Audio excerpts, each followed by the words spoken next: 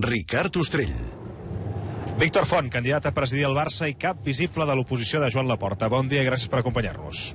Què tal, Ricard? Bon dia. D'entrada, com està? Bé, molt bé. De fet, m'agradaria aprofitar, ara que em sembla que estàs tornant de Terres de l'Ebre, per enviar un missatge de suport i d'ànims a tots els afectats per les riuades i les pluges torrencials. Dies difícils, per tant, molts ànims. Bons culers a Terres de l'Ebre. Vull dir que tot el suport. Li preguntava com està perquè tenim diferents temes sobre la taula. Entenc que també els viu amb certa inquietud, ara en parlarem en profunditat. D'entrada tenim Assemblea General de Socis aquest diumenge i ho fem telemàticament, com continua sent habitual. Com ho llegeix vostè, senyor Font? Bueno, un símptoma més d'aquesta deriva, diguéssim, de canvi de model social que, malauradament, el club durant els darrers anys, diria jo, que ha anat impulsant, no? És a dir, ens allunyem cada cop més del soci, posem els turistes per davant i això és fruit d'una gestió en general deficient, tant en el terreny econòmic, sobretot també des del punt de vista de la quantitat d'opacitat, de manca de transparència, d'enganys que hi ha, no? S'han de liquidar els comptes de la temporada passada i aprovar els comptes de la pròxima. Vostè creu que quadraran aquests comptes? Bé, els comptes, de fet, és un exemple més, un altre símptoma del que estava dient, no? Jo sempre explico que els governants de qualsevol institució, de qualsevol govern, és evident que fan coses bé, tots, i tots fan coses malament, perquè som persones i ens equivoquem, no som perfectes. El que no crec que sigui tolerable és l'engany. I amb el tema dels comptes, per exemple, tenim un exemple absolutament clar, que a més jo crec que segurament bona part de l'audiència, per no dir gairebé tothom, desconeix, que és que el tancament de l'any passat, que van ser 90 milions de pèrdues, nosaltres vam demanar una reformulació perquè hi havia uns actius que estaven sobrevalorats i que, de fet, l'auditor així ho deia, i no se'ns va fer cas. Doncs els comptes que s'han presentat aquest any, que tornen a donar pèrdues per enèsima vegada, amaguen 80 milions més de pèrdues que es reformulen en els comptes de l'any anterior. I tot això no s'ha explicat al soci. És a dir, en el comunicat del club, en tots els informes del club, no s'ha dit que hi ha 80 milions més de pèrdues, que l'Assemblea no ha sigut conscient i que, per tant, no es presenta a aprovació aquesta realitat i ho posem reformulant els comptes de l'any passat que ja estaven aprovats. Com dic, un exemple més de situacions de manca de transparència que és el que jo crec que no és tolerable.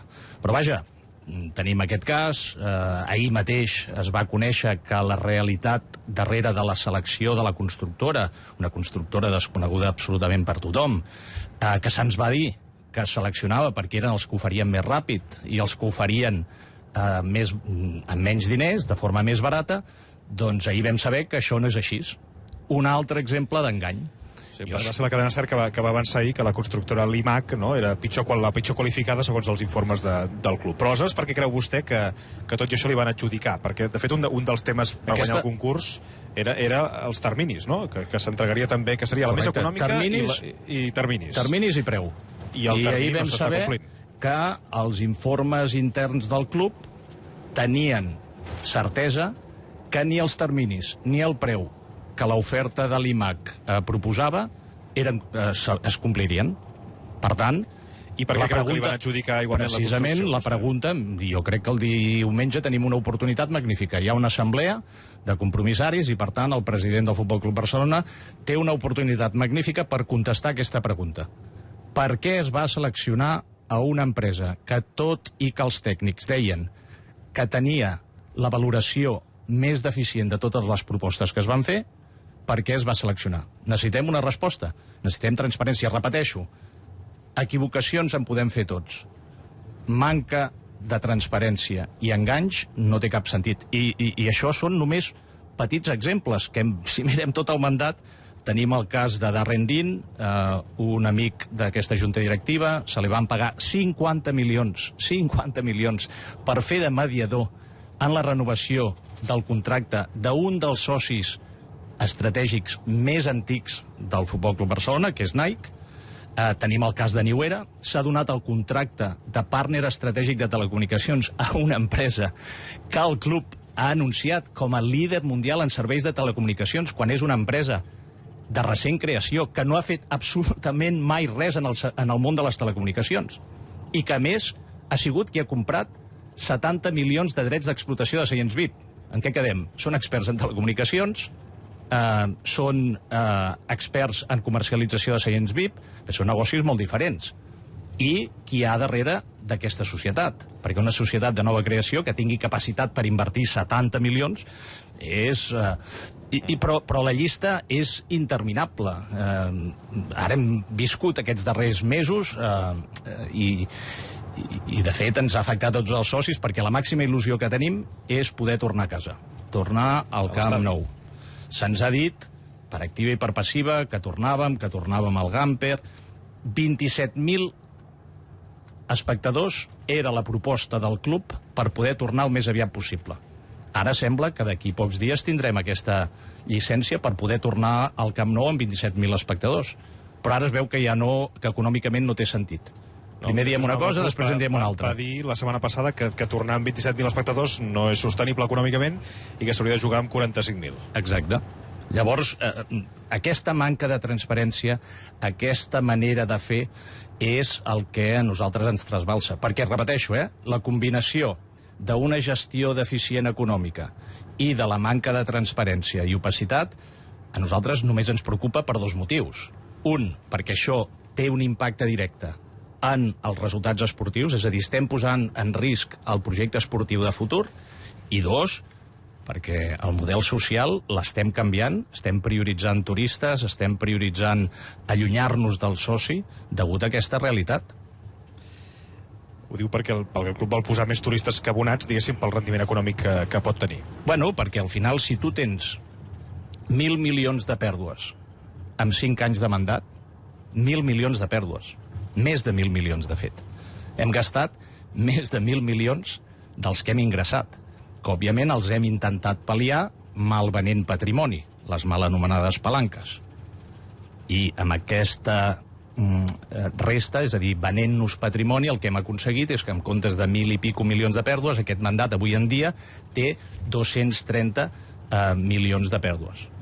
Aquesta deficient gestió el que ens porta és a que avui en dia encara no podem inscriure jugadors. I això ho veiem, no estem inscrivint jugadors. Què ens ha passat aquest estiu? Va costar poder inscriure els jugadors, i com més temps passa, més sense estadi, més pèrdues s'acumulen, per tant, més dificultats hi haurà. La deficient gestió impacta en el camp. Hem de regalar Íñigo Martínez, quan era un actiu importantíssim per continuar recolzant aquest projecte tan il·lusionant, liderat per Flick, i l'hem de regalar a final de l'estiu. Per què? Perquè tenim una gestió deficient econòmica.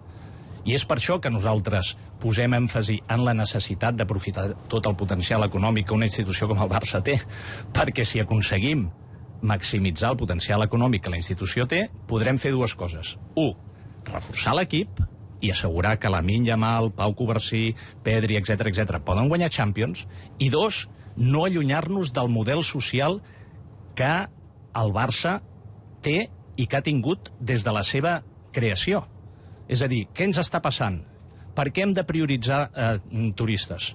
Perquè hem de generar ingressos. Per què hem de generar ingressos? Perquè fem una deficient econòmica deficient. Per què estem pujant un 30% els abonaments gairebé sense explicar-ho? Per aquesta realitat. Per què només donem accés a 20.000 socis abonats a la tornada al Camp Nou, quan la tornada al Camp Nou es preveu que seran 45.000 espectadors? És a dir, reservem 25.000 seients per poder-los comercialitzar a uns preus més alts. Per què estem baixant tots els pressupostos de les seccions i fem que les seccions cada cop siguin menys competitives? Per què estem eliminant l'espai d'animació? Per què hem acabat... Vol dir per les pèrdues del camp, de les obres del camp.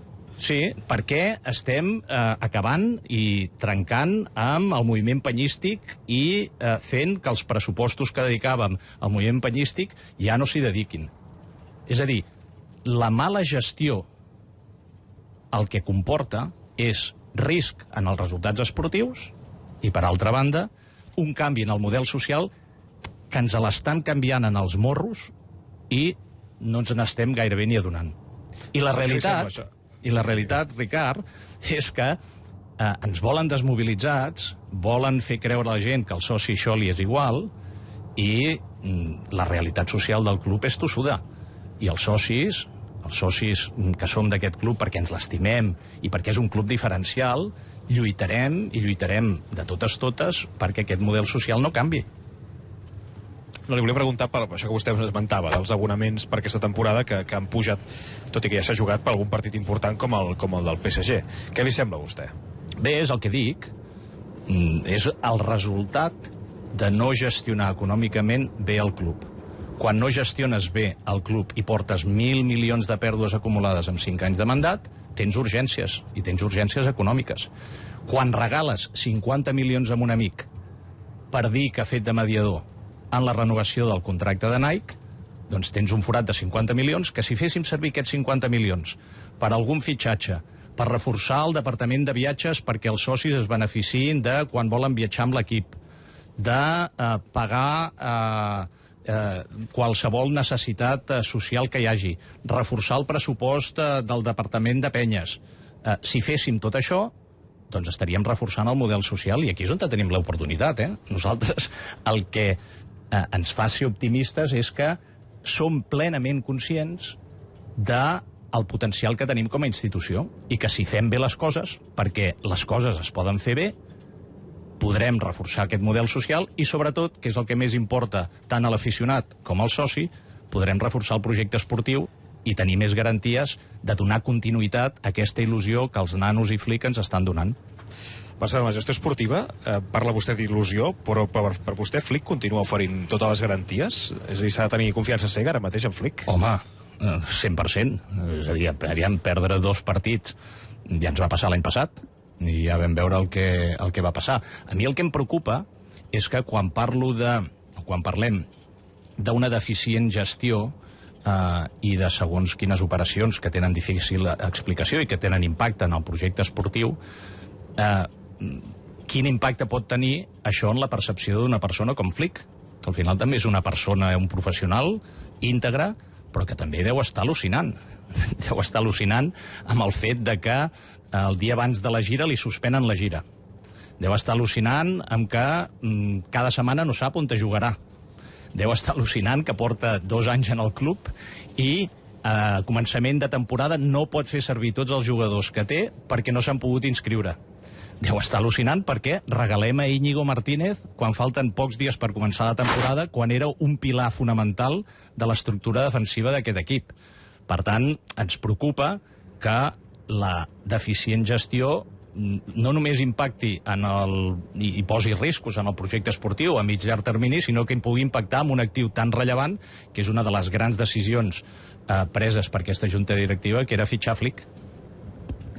Laporta reconeixia, no sé si va veure vostè diumenge a TV3, que ell viu en un caos, no? Però que en aquest caos i desordre és on s'hi troba còmode i que el que vol ell és que els socis venia a dir que estiguessin contents. No sé com vostè interpreta aquestes paraules. Que els socis estem contents si guanyem, si tenim perspectives de seguir guanyant a mig llarg termini i sobretot, si se'ns tracta com el que som, els propietaris del club.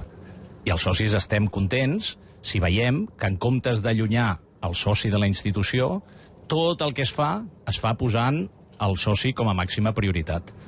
De nou, repeteixo, abonaments un 30% més cars sense explicar-ho. Abonaments per la tornada al Camp Nou restringits només per uns quants de tots els abonats que hi ha al Camp Nou. Espai d'animació liquidat, seccions sense pressupostos, assemblees només virtuals, penyes trinxades. És que no sé què més necessitem. Al final, el que hem d'entendre és que el futur d'aquesta institució no el decideixen els aficionats ni els aficionats del Barça, sinó que el decideixen els socis. I els socis som els que estem determinats a lluitar i a intentar construir una alternativa d'aquesta manera de fer que no posi en risc el projecte esportiu i que no canviï el model social que tenim. A tot això, l'oposició de Laporta, és a dir, que vostè encapçala, s'està movent? Van units? Dic perquè Avui ha convocada també una roda de premsa de Marc Siri amb el lema "Aturem la venda del Barça". Es veuen moviments, no? Estan passant coses, però no sé si en això vostès van coordinats, si no, o si vostè, que és l'únic cap ara mateix de l'oposició, diguéssim, visible, li consta o ens pot explicar algun tipus de contactes. No, bueno, el que crec que per responsabilitat els socis que compartim aquest diagnòstic i que tenim aquesta visió de que el club ha de ser fidel als seus valors fundacionals, al seu model social i que ha d'aprofitar tot el potencial, que s'ha de professionalitzar, que ha de ser transparent, que ha de fer assemblees molt més participatives, que ha de tenir mecanismes de control efectius perquè no pugui passar el que està passant amb l'IMAC, amb Darren Dean, amb New Era Visionary Group o amb ICL, que és un proveïdor del club que va pagar despeses que haurien d'haver pagat els membres de la Junta Directiva. El que hem de fer és construir una alternativa que ofereixi un model alternatiu al model actual, i ha de ser una alternativa il·lusionant. I no en tinc cap dubte de que quan arribi el moment de la veritat, aquesta alternativa il·lusionant existirà, i serà una alternativa transversal, una alternativa que representarà la realitat del Futbol Club Barcelona com la millor institució multiesportiva del món. I aquesta alternativa ha d'anar molt més enllà de persones concretes. Nosaltres el que volem i pel que treballem és perquè hi hagi una alternativa que no sigui personalista, que no depengui d'una persona, que no depengui d'un president. Això passava en els anys 80 del segle passat. Som l'any 2025 i entrarem, i hi haurà eleccions l'any 2026. És moment de passar pàgina, aquesta manera de fer. Vam tenir 22 anys de Núñez, hem tingut ara 22 anys de Laporta, Sandro, Bartu, Laporta.